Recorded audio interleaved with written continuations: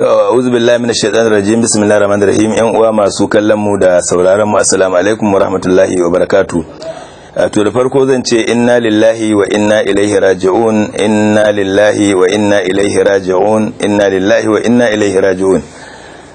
Ina taya mujaje da ahinin abinda ya faru na soke aikin haji bana, musamman ga waɗanda a yanzu haka ba sa cikin ƙasar Saudiya, wanda ya shafi Najeriya da sauran kasashen duniya. Babu shakka duk musulmi mai imani dole ne ya ji ba daɗi, dole ne ya yi takaici, dole ne ya damu, ya bakin cikin wannan al'amari.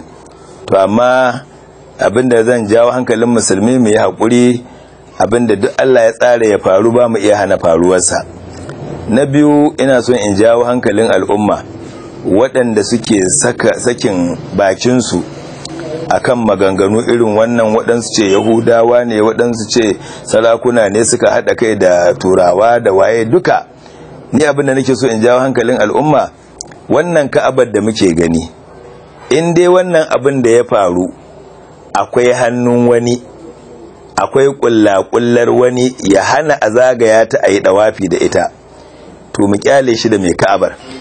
Duk abin da za mu faɗa bai kai abin da mai Ka'abar zai yi ba. Duk abin da za mu yi bai kai yadda muke kishin wannan Ka'aba, ba mu kai wanda yake da Ka'abar kishinta ba.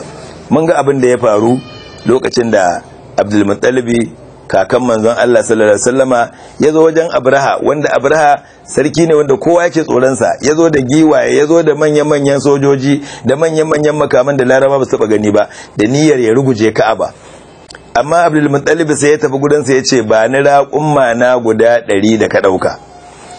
Ya ce, ka bani mamaki, in zo zan rushe alfaharin iyayenka da kakanninka, abinda kuke takama da shi, na zo zan ruguje shi, maimakon ka yi min magana a kansa sai ka zo kana magana a kan raƙumma. Ya ce, a raƙumman nawa ne, shi kuma ɗakin akwai mai shi, kuma shi ya san yadda zai yi da wanda ya taɓa masa ɗakinsa. To tun daga nan, ɗan uwana musulmi, ka samu nutsuwa. Wallahi idan akwai hannun wani, to ka bar shi da mai Ka'aba din. In ku babu, kaga ka tsaftace harshenka, baka zo kana gina wata riwaya wadda baka da ainihin tabbas ɗinta ba, kana cewa kaza ne, kana cewa kaza ne, to mu ɗauka abin da ya bayyana a gare mu wani abu ne da Allah ya tsara ya faru, kuma ya taɓa faruwa, ba wannan ne karo na farko ba.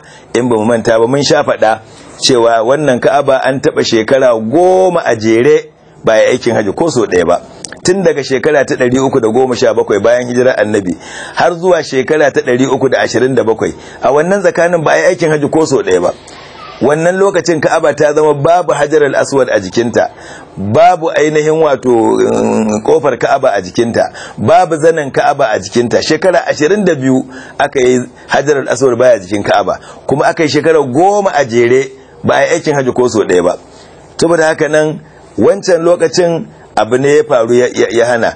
Akwai annoba da ake cewa annobar India, ita ma ta faru, bata bari an yi aikin haji ba. So irin waɗannan abubuwa sun faru lokuta daban-daban, kuma sun hana a yi aikin haji, ko sun hana a yi umra, ko sun hana a yi dawafi, ko sun hana a yi sallah a cikin wannan ɗaki mai albarka.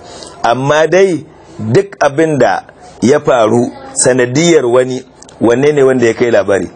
Abu Dahir al-Qaramidi bai kai labari ba, sarkin Bahrain na wannan lokacin, wanda ya hana aikin haji. Allah ya kace da shi, Allah ya wargaza shi, in ma ba a faɗe shi ba, baka ma san shi ba, duniya ta shafe shi. In ka duba kwana-kwanan nan 1979, lokacin da ainihin wato wannan Al-Juhaini ya zo, shi ma ya ce ainihin wato sirikinsa shi ne Mahadi, shi ma ya zo nan da 'yan sojojinsa guda 200, ya zo ya kewaye Ka'aba, ya karkashe wanda zai kashe, ya hana a yi dawafi da ita, ya hana a yi sallah. Ina yake? Ba wanda ya fita daga ciki.